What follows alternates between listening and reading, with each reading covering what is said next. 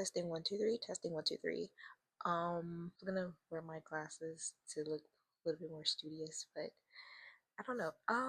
Yeah. Hello, hi, welcome to my channel if you're new here. If you're not new here, welcome. Hi. Um, this is just a video, another journey video. I've done one before similar to this, where I've talked about my crochet journey and building my crochet brand, which is called Tati's Thread. So that is, yeah, but I might split this video up into two parts. Probably just part one, I'll be explaining my like early stages of journalism, and then kind of going into, of course, like, yeah, no, I have a video talking about my crochet journey and starting with that. Um, but I also wanted to get into journalism, of course, because I have gotten, messages before, especially on my TikTok. That's where I post more of my journalism content, of course, like interviews I've done, like on radio, um, other things as well. And I've gotten, of course, DMs before from people asking me, like, oh, how did you interview this certain person? Or, how's your experience like with journalism, especially, experiencing journalism at NYU as well. I'm currently a student there, so of course, I am open to like questions or anything. Um, try to answer anything the best of my knowledge. But yeah, it's always good to do research in a lot of things. But of course, explaining my journalism journey, I'm just gonna explain everything from the experience I have and everything that I built up, um, from the past to today. So we've came a long way, and I'm happy about that. So yeah, where to start? Where to start? Yeah, when it came to journalism, um, I actually wasn't really interested at first. Um, it really started for me when I was like 14, 15. Around when I was like 14, I was more so interested in like graphic design, more so like visual arts and stuff. Yeah, I just wasn't really interested in journalism at first. Um, it came down to it maybe later on in life, but yeah, and especially during quarantine, I feel like most of us were finding ourselves during quarantine, of course. I feel like, yeah, I was just more so interested in like graphic design and visual art. That's where it really started for me when it came to, doing, graphic design, which is really, it really started in journalism when I was discovering, different like softwares like Canva. I was using PixArt. I was using like a lot of course, like creative softwares, and kind of using those things as, of course, like an outlet, creative outlets, especially during quarantine, because we were all, again, just trying to explore different things, like especially, new hobbies for us. That's how crochet also kind of happened as well.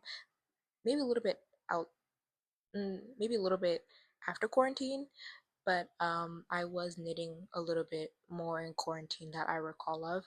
But it really started for me. It started with graphic design, and so during quarantine, of course, I was like sophomore year of high school.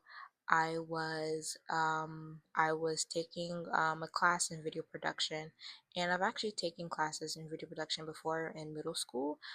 So I had knowledge before on like cameras, microphones, especially like with editing, what softwares to use when it comes to editing and everything.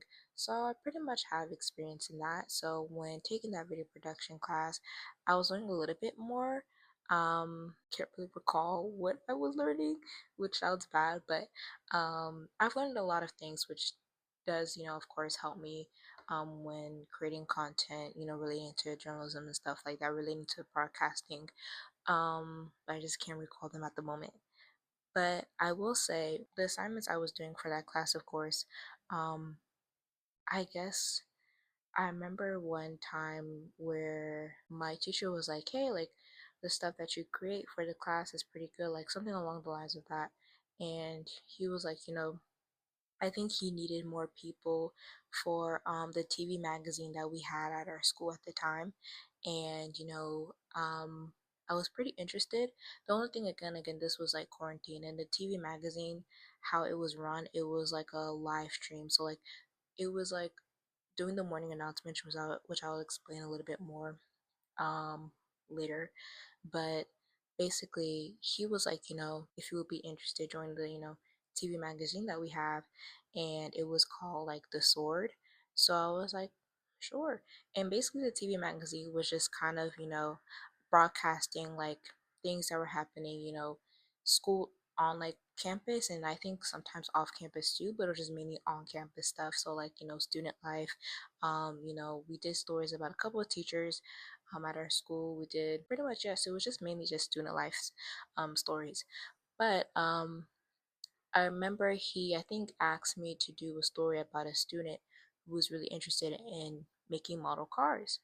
Again, like the only thing was it was hard because again, like in quarantine, we would, of course, I guess before quarantine, they were used to doing like per se face to face interviews and stuff.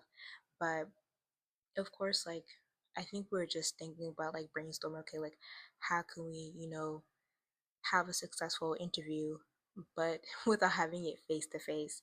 I don't know if Zoom was an option. All I know is I had started. Oh, let me get into this. I don't know how it started, but I have my own podcast, and the podcast is called Tatiana Time. I'm not as active as I am on it nowadays, but I do have pretty much a bunch of stuff, like a lot of episodes, kind of dedicating to a lot, conversations surrounding pop culture, interview students, on the podcast from time to time, and like also speaking on societal issues as well. Like I have a lot of conversations surrounding those things too. So with my podcast, I don't know what motivated me to start it or what was the reason behind it, but I just know that I started it. But I feel like maybe in part two, if I remember the reasoning behind it, I'll spend a little bit more. But yeah, no, I just remembered that I was like, okay, like I just recently started my own podcast. I have a podcast account right now, and I started, of course, like with Spotify Podcaster. That's what I was using. I don't know if it was called that before. I think it was called something different. I swear, I think it was called something different before it changed it to like Spotify Podcaster. But before it was something different, but I don't know. But yeah, so basically I was like, okay, like I have this platform. Um, maybe I can interview him, just do through a podcast form, and maybe that'll be really easy. We can just do it like that. So he agreed, my teacher agreed, and so that's how I interviewed a student, of course, just do like through my podcast. But I just did it for like educational purposes, and it was pretty good. It was pretty good, got good results out of it. And it, of course, was just a new way for me to talk to somebody new and to let, someone explain their interests, their hobbies, on a different platform other than like maybe speaking through Zoom. So, yeah. I think after I did that, I was like, okay, like this seems pretty cool. Maybe I can work on my podcast a little bit more, maybe outside of educational purposes, and do more stuff with it, Um, because I just don't want to abandon it after doing that, like using it for one thing. I was like, maybe I can keep going with this. Maybe I can keep going with this. So that's how the whole podcasting thing started for me. Was it was through just working on my podcast. So then I just started, thinking of ideas to build up content on my podcast. I've done an episode, I think, sharing 3 poems that I've made. I've done, I think, one episode about like, I'm trying to think just like the early episodes of my podcast. That's bad. I don't have them like off the dome, but I remember a couple of ones that I've done. But then I started to have my friends kind of come along and, collaborate with me on, sorry, not collaborate, but that's when I also started having my friends come on my podcast as well and also talk about, their interests as well and like share their own opinions too. And so it started off with talking about WWE because that was also something I was really interested during quarantine as well. I grew up on it as a kid, but like just kind of stopped a little bit, but then like went back on it like during quarantine and then like of course came back on it again, like I'll say maybe like in college, but yeah, no. So, we've done like 3 parts about like just speaking about anything when it comes to WWE. And so I was like, okay, let's dive into other topics. And so I feel like I have to go back and like look at the episodes that I've done. Give me a second. I just want to make sure for you guys that everything I say is accurate. But yeah, no. So of course, like I'm looking through. I just pulled up my podcast show on Apple Podcasts, and it's crazy. This started in 2021, and after the interviewing the student who's interested in like building like model cars, I also interviewed another friend of mine talking about, of course, like I guess having a job during quarantine as well. So again, just having conversations about the conversations, basically what I was mainly talking about, I think, was just surrounding, of course, teen life. And again, I started this podcast when I was like 15, so of course, like I'm just talking about, I had also started this series, this little series called Is It Just Teen Angst? And basically I created that series to, I guess, kind of, talk about the misconceptions about like, teenhood, and what we go through as teens, and hardships and stuff, and how we manage through it. And I think I connected, one of the episodes that I did for this series was about like toxic positivity, social media, and etc. And I connected that to Euphoria when season 2 had came out, and that was in 2022, which is wild because season 3 is coming out 2026. So it's really been that long. But yeah, no. So I basically connected that to what Kat was going through, her situation in season 2, and I was kind of going through a similar situation in season 2. But sorry, similar situation she was going through, not as like as much, but kind of just more so on the whole, like feeling like you gotta fake it till you make it. Like I wasn't in a relationship during that time, and I know during the show she was, but just kind of the whole appearance thing, and that's what I was basically going through, like in junior year of high school, like just talking about my appearance and stuff. Much more different from how it was freshman year, because in freshman year I was very confident in my looks and stuff, but it just all changed, especially when going into quarantine. So yeah, but so with that, I basically just, yeah, started talking about things, more so in like grasping on issues like that, and it started pretty well. Um, I'm not sure if I was promoting my podcast around social media and stuff. I'm trying to think. I think I was. I did happen to. Oh, there we go. Talking about, of course, like promotion and stuff. I think when promoting my podcast and then actually kind of like showing out to the world, my YouTube channel, this one, of course.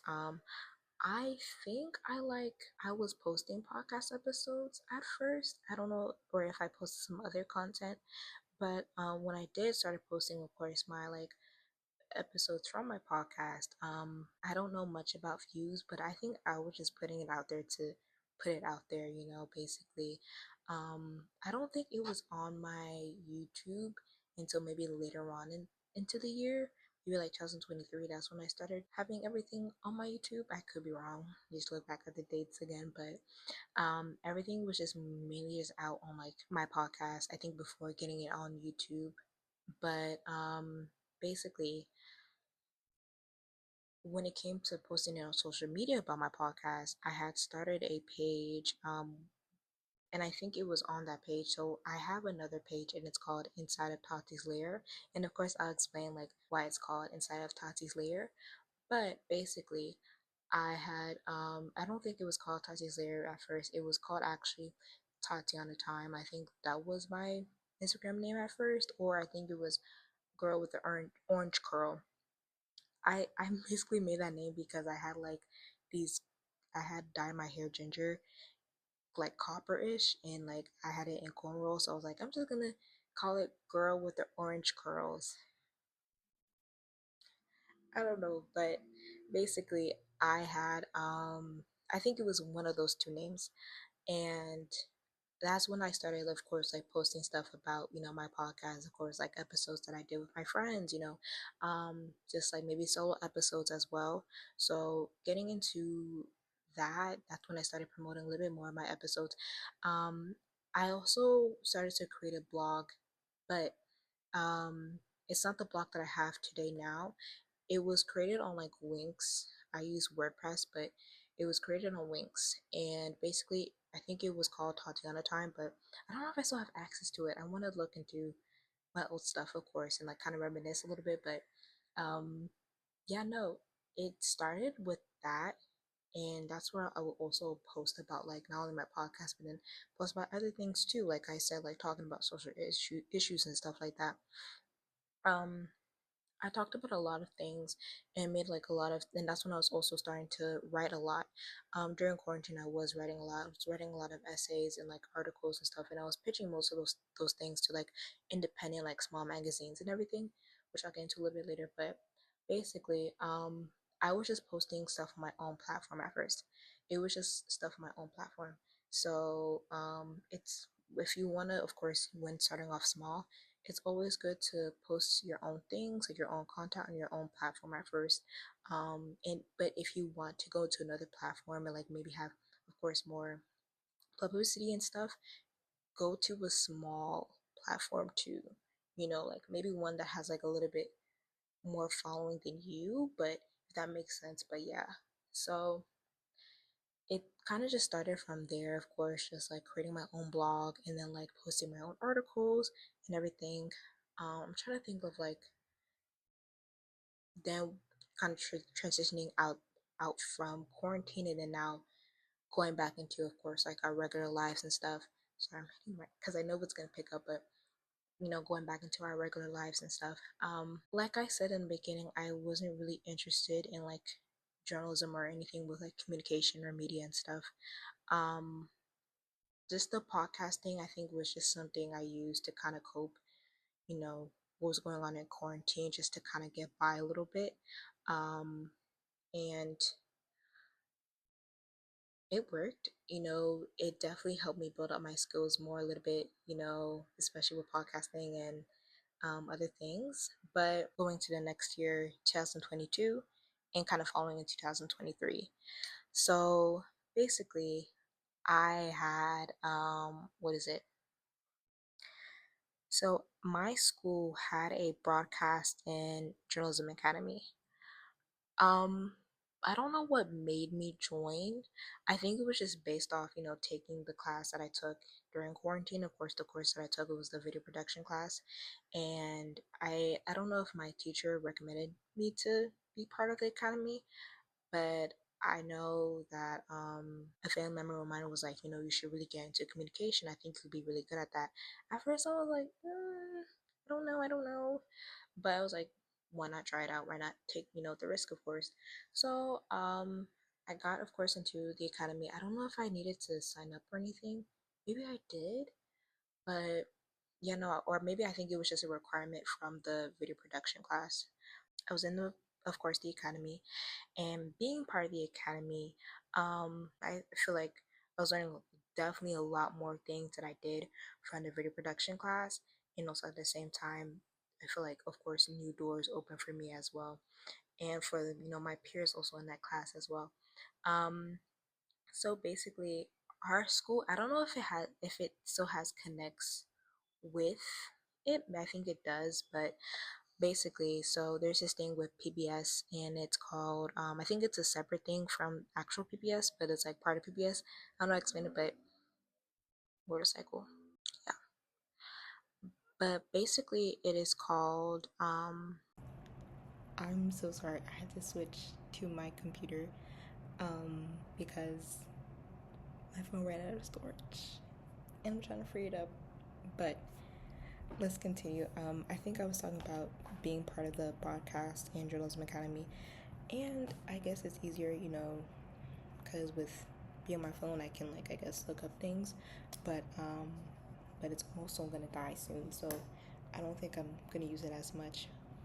But basically, I think picking off from what I was talking about, basically, of course, like with PBS, that's how that's like a big like broadcasting PBS, how that's like a really big like broadcasting company and stuff. Basically, there was this thing called PBS Newshour Student Reporting Labs, like kind of all together, but like shortened, it would be called PBS Newshour SRL, and when the SRL would stand for Student Reporting Labs. Basically, I was part of that, And I've done, I think, like about three or two projects with that company. Can I call it company? Yeah. Basically, one project I've done was about there's this thing called, I think it's called On Our Minds, or I think it's called On Our Minds, or On Our Minds. I think it's On Our Minds. I'm looking at my LinkedIn. I'll also link my LinkedIn below if you guys want to look through it. So basically, I did like several stories with PBS Newshour SRL. One I did, yeah, it was three stories. The first one I did, and this was like a really big accomplishment for me, especially when kind of transitioning to journalism, because again, I just wasn't interested at first. My teacher, again, the same one who I had the video production class with, he was like, we had this like little like kind of group chat thing. It wasn't like on like iMessage or anything, but it was like on an app where like I think like it was like a whole classroom thing where like teachers can send out announcements and stuff to their students. He had sent out, I think, an announcement saying like, like, hey, like there's this opportunity where you can come interview this former NBA player and his cantor, because during that time he was holding like basketball camps around all of America. He was going through different states, hosting basketball camps for kids at different schools, and he just happened to be in DC during that time. And of course, I'm from Maryland, so it was just kind of close by. I was like, okay, I was pretty interested in that. During that time, I did not have not a lot of knowledge of sports as I do now. I'm very interested into sports, and I want to kind of get more into sports journalism. But basically, I was like, sure, I'm down. I didn't really take it as serious as at first, but once I got there, it was like, okay. When getting there, basically I had met with him and we had done like a lot of interview questions. I think we had planned the interview questions beforehand, and I also want to, of course, throughout the video, want to try to give as much tips as I can about when becoming a journalist or being in the field of journalism as a student at a young age. Basically, I think we had planned the interview questions beforehand, but when I got there, of course, like there was already a camera set up from what my teacher had. Of course, like when being in classes like that, like video production, you learn how to work with cameras and microphones and just like having hands-on experience, because that I didn't have during quarantine. But of course, now like being in actual school, I was like, okay, like I know how to work like a Canon camera and a couple of microphones. Like say like a microphone like this I could work with, or a microphone like this, yeah. But yeah, or those like also those like clip-on microphones too, like you have to clip on your back and then like put the wire around. Yeah, so basically just building up experience on that. That's what we basically did, and interviewing him was pretty cool. Just basically asking him questions about, okay, like why are you hosting these camps, what are your intentions and stuff, like what kind of lessons are you giving to the kids other than like just teaching them basketball and everything. So it was pretty good. It wasn't until like I had gotten home and like I had basically said, oh, this is who I interviewed for one of the stories that we're doing for PBS. And like I remember, like I think one of my cousins, he was like, whoa, like you interviewed Anna Cantor. And like again, like at first I didn't think it was a pretty big deal because I didn't have much knowledge of like sports. I knew what the NBA is, like I knew what the NBA is, but it's just like I didn't have much knowledge about like basketball players and stuff. So he was like, well, like you interviewed Anna Cantor, and I was like, yeah. And like I still have a photo of me and him, and it's like it's so embarrassing because I was like 16, but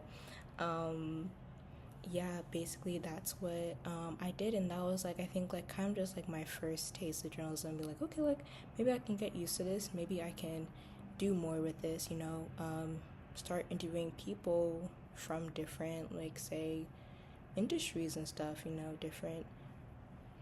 So yeah, so that was the first story I did with like PBS NewsHour, and of course I'll get into it later, but the second story I did was about they had a podcast, and it was like a teen podcast, and basically they were talking about, of course, like a lot of stuff with managing teenhood and like other things as well. I think they also got a little bit into adulthood, but just basically those things. Like PBS NewsHour, of course, it was just for teens, of course, during that time, like when I was a teen as well. So, um, yeah, no, I think, I don't know if I applied, like, because they sent out, of course, like applications and stuff. They had, of course, like a podcast, and I think I had applied. They would like usually send out emails, like, like, oh, like, if you want to, I think, join on the episode, or like, have a, or submit an idea for an episode, you can.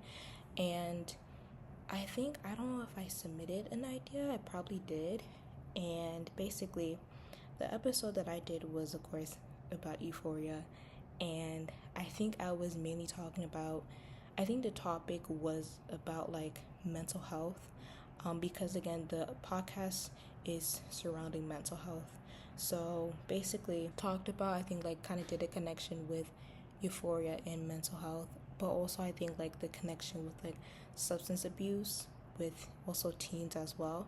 And I actually had two of my friends come on the podcast, and like, I reached out to them. I was like, hey, like, you know again, because this was like when we were all teens.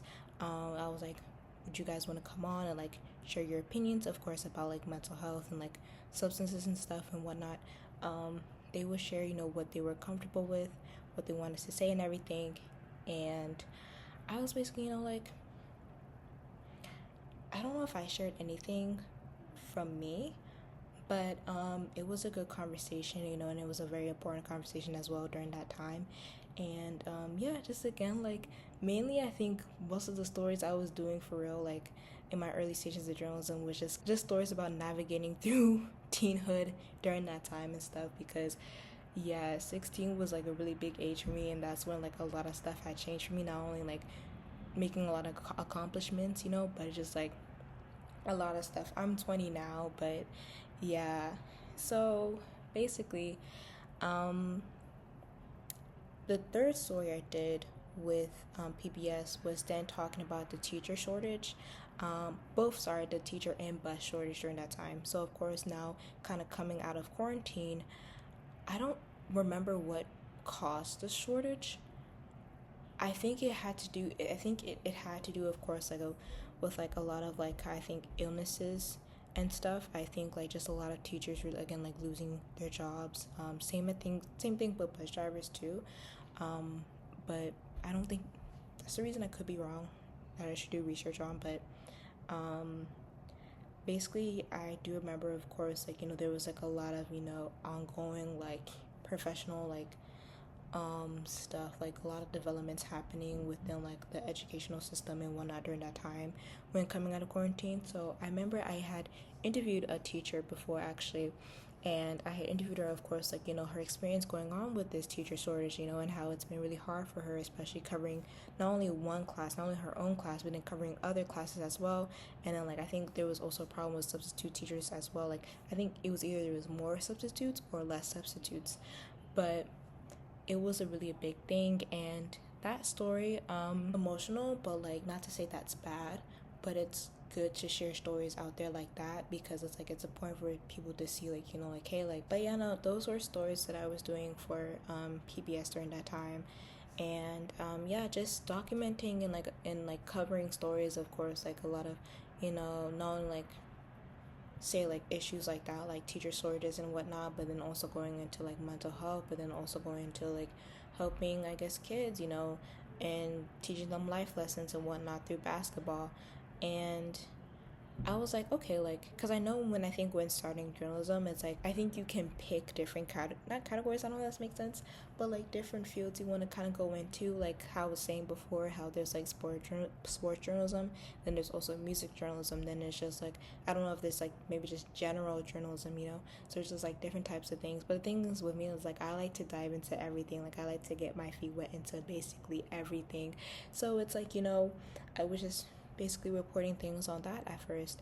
And then later on, kind of going back into, of course, the whole writing thing, joining like, what is it, like student-led newspaper. So at my school, not only was I again part of the podcast, sorry, not podcast, yeah, the Journalism Academy, I also had joined the student newspaper, and I had written an article, I think, about student life after COVID. Or so I had wrote a story, an article about if students prefer staying at home or going to school.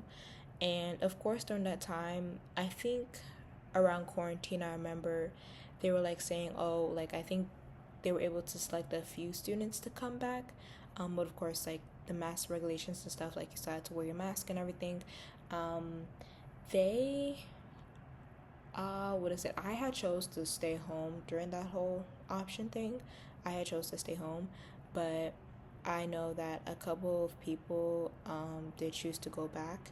But yeah, no, I had wrote an article about that, and I had basically interviewed a student, who I know to this day. I did interview her again actually for another article, which I'll get into. But I had interviewed her for this article, and I was like, like asking her like, what do you think about staying at home for your education or going to school for your education and stuff like that. So I basically had wrote that for the school newspaper at my high school.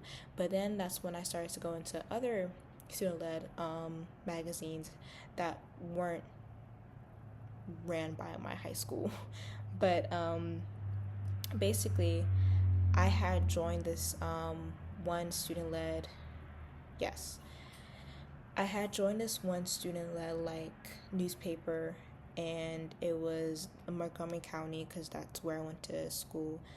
It was a Montgomery County student-led newspaper, and it was called the MoCo Student. And basically, I had what is it? I had actually two positions when being part of the MoCo Student. At first, I was actually a graphic designer. I had made a couple of article banners for other people's articles during that time, and this was, I think, starting from 2021, and then going into 2022.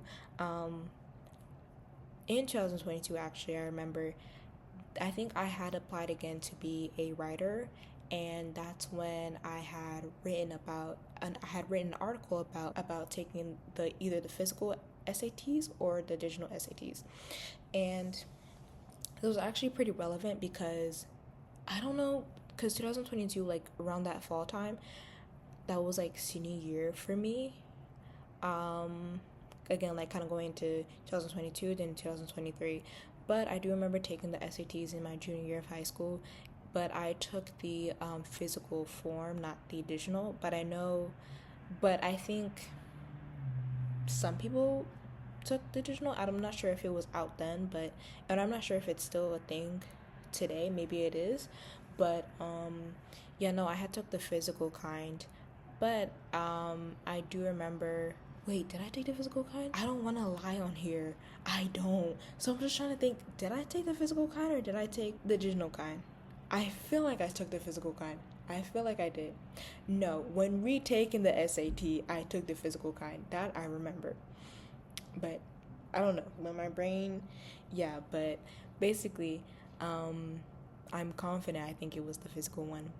But basically, I read an article about like if students prefer maybe taking the digital SATs or maybe the physical SATs. And I remember the same person who I interviewed for the last article that I did, I interviewed her again for this article.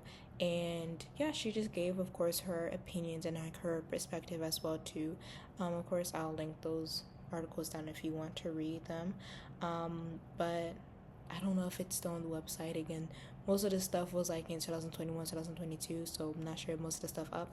The digital SAT the article is still up. I'm not sure about the staying at home or being at school thing, but I'll try to find it.